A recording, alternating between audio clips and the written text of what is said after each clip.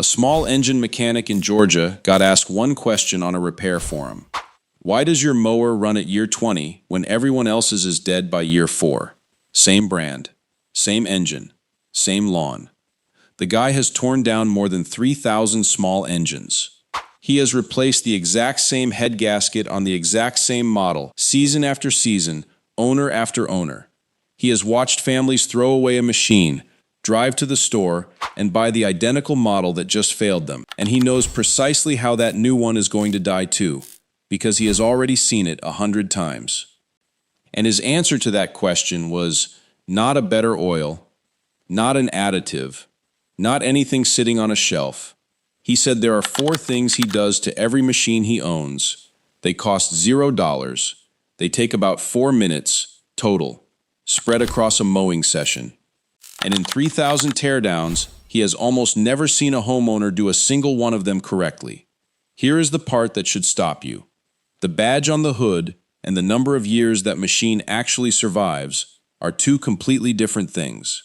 One is decided at the factory, by engineers you will never meet, before you ever walk into the store. The other is decided by you, in about 4 minutes, every single time you mow. Almost nobody touches the second one. They obsess over the first. They argue about brands in the parking lot, and then hand the engine a death sentence in their own driveway that same afternoon.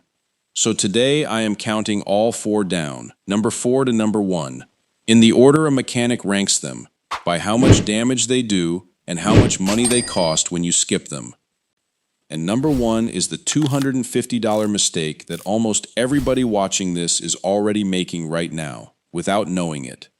But first, the reason all 4 of these habits exist in the first place. An air-cooled small engine needs exactly 3 things to stay alive: clean air, clean oil at the right level, and heat that can actually leave the engine instead of building up inside it. That is the entire list. 3 things. Everything else, the brand of oil, the type of blade, the throttle setting, the fuel you buy, matters far less than those 3. Get all 3 right on every mow, and the engine piles up hours without drama. Get any one of them wrong on enough mows, and the engine tells you about it eventually, in the form of a repair bill or a machine that will not start on the first warm Saturday of spring. Here is why the usual advice fails you. It hands you 1 tip: clean the air filter, change the oil. Both good tips. But a single tip protects one of those 3 requirements while the other 2 quietly fall apart. You clean the filter. You feel responsible. You feel like a good owner. Meanwhile, the cooling fins are packing solid, and the heat has nowhere to go. The mechanic's 4 habits are different because they protect all 3 requirements at the same time. Miss one, and the other 3 cannot save the engine on their own. Let's count down. Number 4. The habit that feels like a pure waste of time and quietly saves the entire engine. Start where everybody fails, because this is the one nobody believes matters until it is too late. The lawn is done. The machine is still running. You are hot. You are tired. You want to be inside with a cold drink. So you yank the throttle back, kill the key, and walk away. That single move, repeated every mow, all season, for years, is cooking the engine from the inside out. Here is what the mechanic sees when one of these lands on his bench.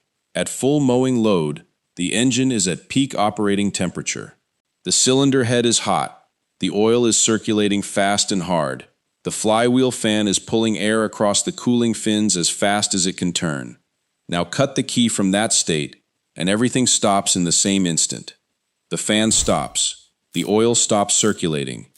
And the cylinder head, still sitting at peak temperature, is suddenly abandoned with no airflow across it and no oil moving to carry the heat away. So the heat has nowhere to go but backward, into the metal. It soaks into the valve stems, the piston rings, and the cylinder walls. Mechanics call this heat soak. And here is what it does. The thin film of oil left clinging to those scorching surfaces gets baked into a hard varnish-like deposit.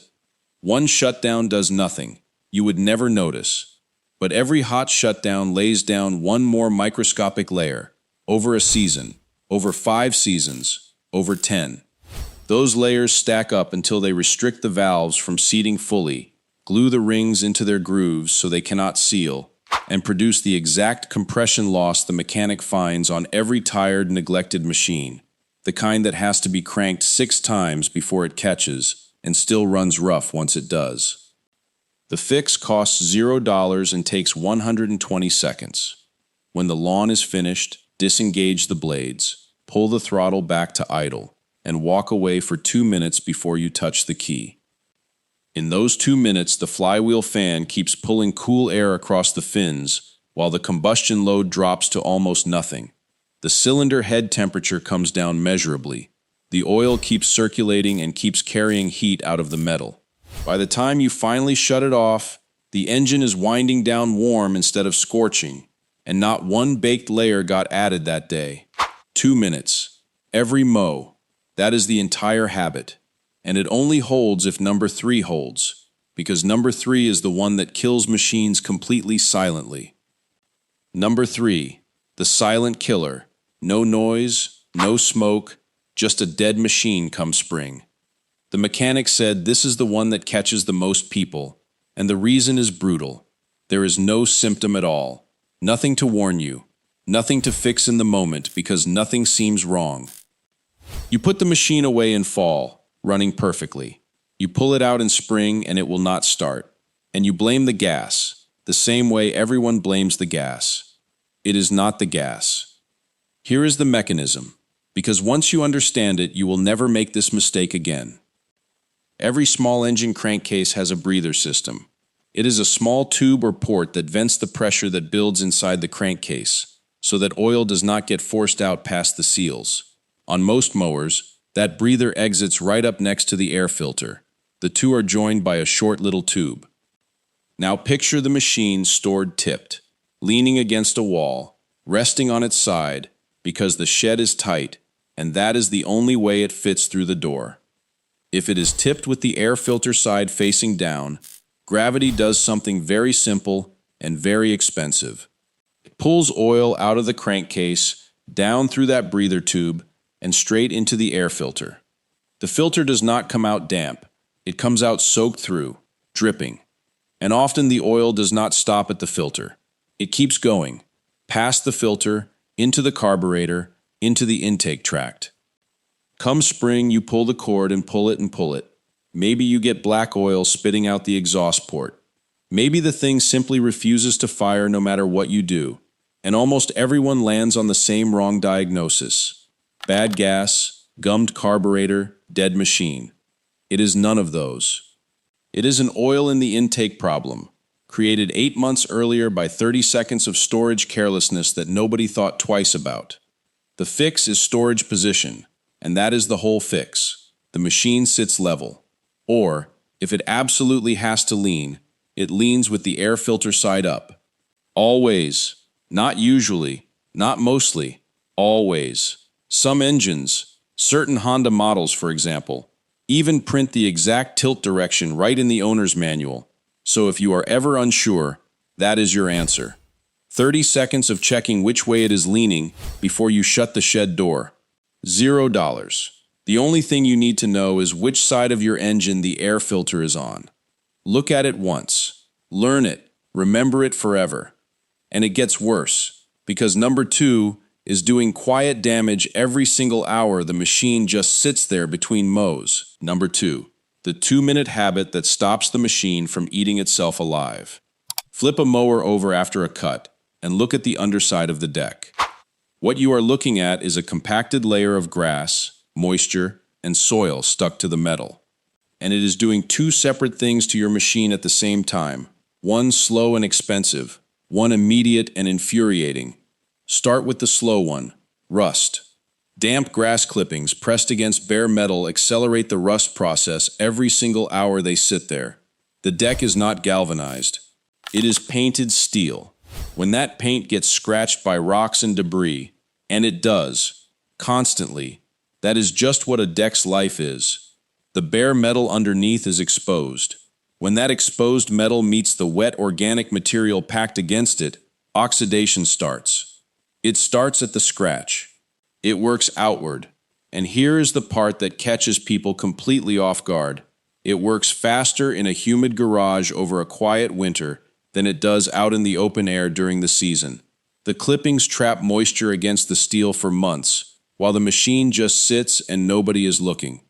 By spring, the deck is quietly eating itself from underneath.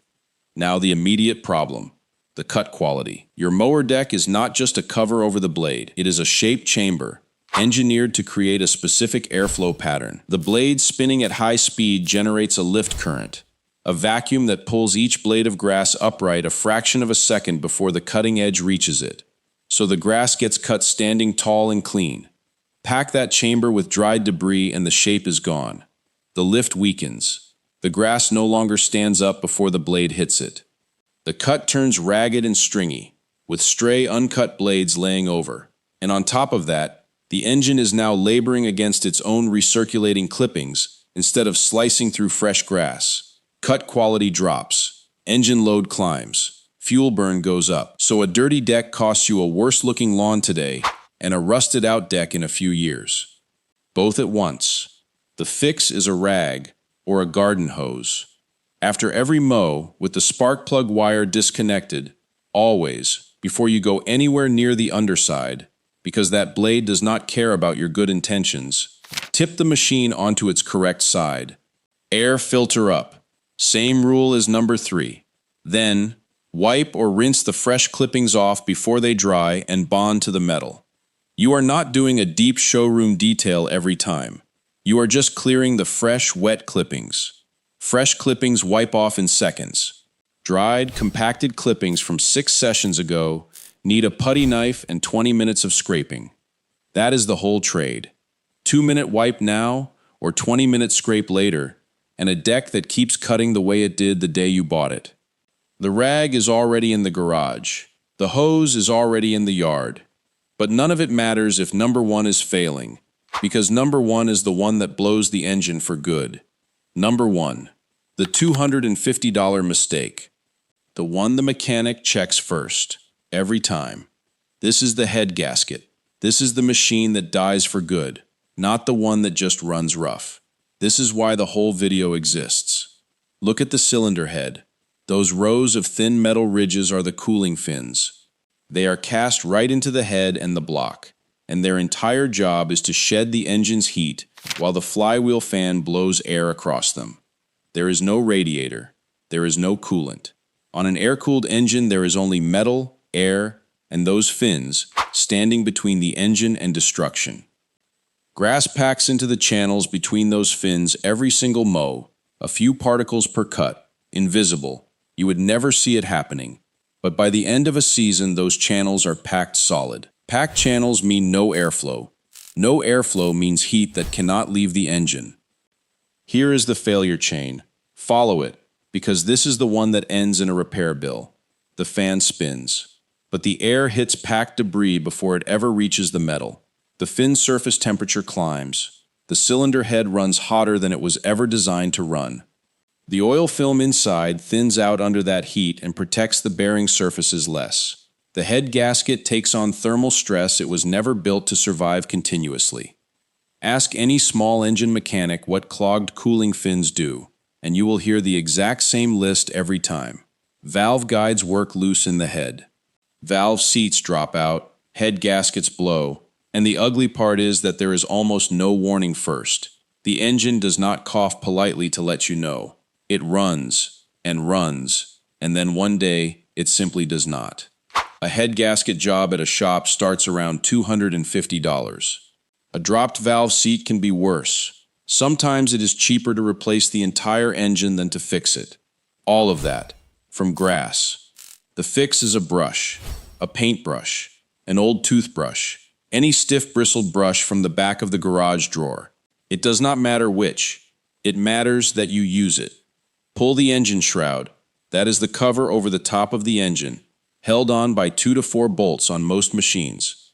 Underneath you will find the fins, and you will probably find them stuffed with dried grass. Brush every fin channel clean.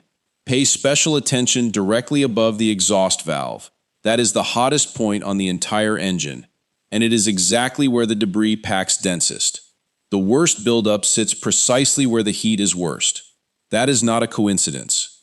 That is why that spot fails first. Then put the shroud back with every bolt. It is not cosmetic. It channels the fan's airflow across the fins in a specific pattern, and a missing or loose shroud reduces cooling even when the fins are spotless. End of season, before storage. Start of season, before first use. 2 minutes across the whole year, $0. The brush is already in the garage. So here is the complete countdown. 4 numbers. In the order a mechanic ranks them by damage. Number 1. Brush the cooling fins. Start and end of every season. That is the head gasket. Number 2. Wipe the deck underside after every cut. That is the rust and the cut quality. Number 3. Store it level. Air filter up. That is the silent no start. Number 4. Idle down 2 minutes before you kill it. That is the compression. 4 habits, 4 minutes, $0 start to finish. And here is the truth almost nobody in the mower aisle will ever say out loud. The 30-year machines are not expensive machines. They are maintained machines. And maintained, in this case, does not mean a shelf full of products. It means 4 free habits that cost nothing and take 4 minutes. Everything you need is already sitting in your garage. Now you know where to put it.